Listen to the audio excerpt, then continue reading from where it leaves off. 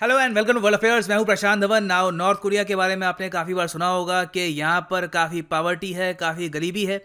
मगर हाल ही में Kim Jong Un ने खुद एक्सेप्ट किया है कि बहुत ही बड़े स्केल पर इस वक्त नॉर्थ कोरिया में चल रहा है फूड क्राइसिस। लोगों के पास कई जगह खाने को कुछ भी नहीं है और पॉसिबिलिटी लग रही है कि आने वाले एक दो सालों में हो सकता है कि नॉर्थ कोरिया में लाखों लोग, हो सकता है कि 10 से लेकर 20 लाख लोग भी फूड की शॉर्टेज की वजह से मारे जाएं। यहाँ पे आप देखोगे वॉल स्ट्रीट जर्नल का आर्टिकल है।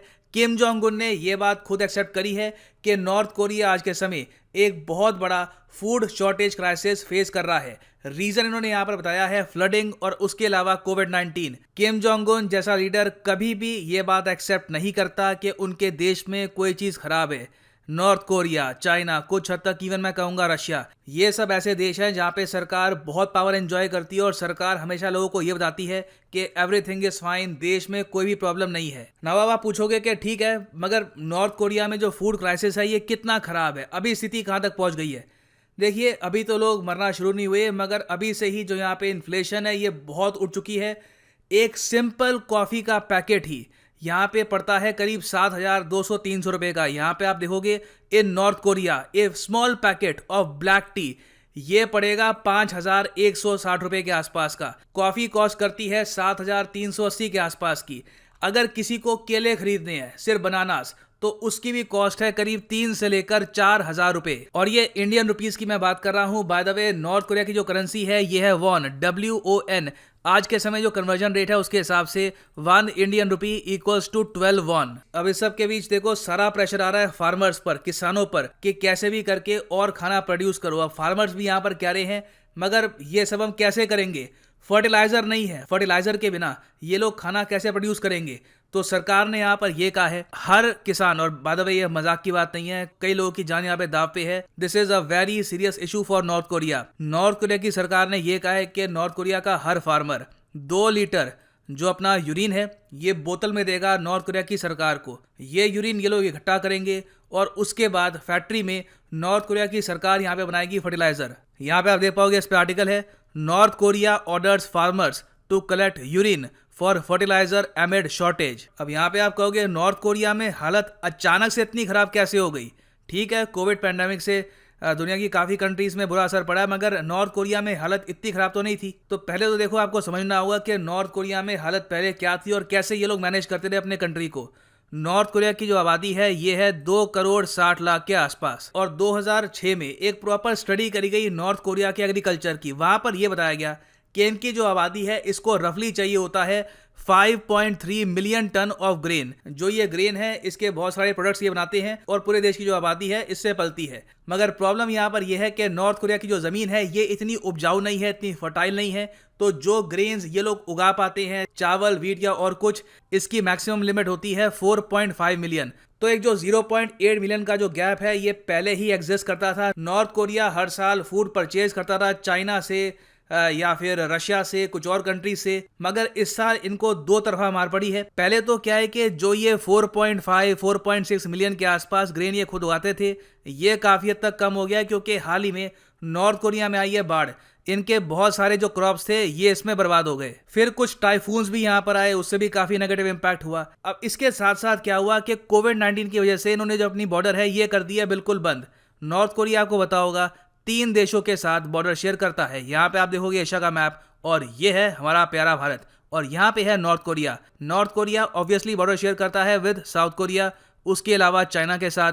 और यहाँ पे जो ये देश है ना, ये है ऊपर रशियन फेडरेशन। रशिया के साथ बहुत ही छोटी सी बॉर्डर है विद नॉर्थ कोरिया। अब नॉर्थ कोरिया आज के समय आपको पता होगा ये क्लेम करता है कि इनके देश में कोविड-19 पहुंचा ही नहीं, इन लोगों ने अपनी बॉर्डर सील कर दी है। तो नॉर्थ कोरिया की प्रॉब्लम अभी के लिए ये है कि सिंस बॉर्डर कंप्लीटली सील्ड है, ये यहाँ पर चाइना से फूड ज़्यादा इंपोर्ट कर नहीं पा रहे, ना ज़्यादा ट्रेड कर पा रहे हैं, क्योंकि इनको डर ये है कि एक बार फूड इंपोर्ट करना स्टार्ट कर दिया, क्योंकि फूड इंपोर्ट करना बहुत बड़ा प्रोसेस है। ऐसा नहीं है कि बस एक ट्रक आएगा, टनों में यहाँ पे फूड सप्लाई किया जाएगा चाइना से नॉर्थ कोरिया में।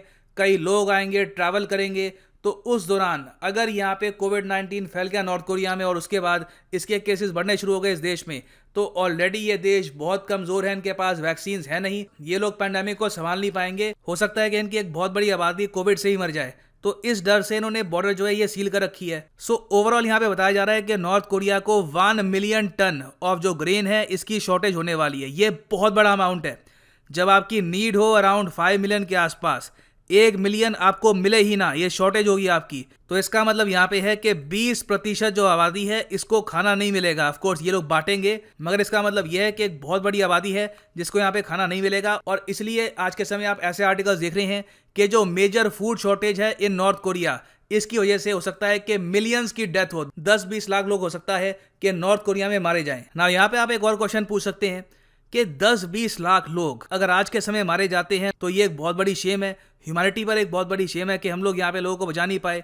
यहाँ पे WHO जो वर्ल्ड फूड प्रोग्राम है, ये लोग कुछ एड क्यों नहीं सेंड करते नॉर्थ कोरिया को। अब देखो यहाँ पे आते हैं सैंक्शंस। नॉर्थ कोरिया पे आपको बताया होगा बहुत सारे सैंक्शन लगा रखे हैं यूएसए ने, यूरोपियन यूनियन ने, उसके अलावा यूएन के सिक्योरिटी काउंसिल ने। तो सैंक्शंस इन पे आज के समय इतने हैं कि वर्ल्ड फूड ऑर्गेनाइजेशन, उसके अलावा यूएन की और जो बहुत सारी बॉडीज़ हैं, इनकी तरफ से जो एड है ये भी पहुंच नहीं पाती नॉर्थ कोरिया में।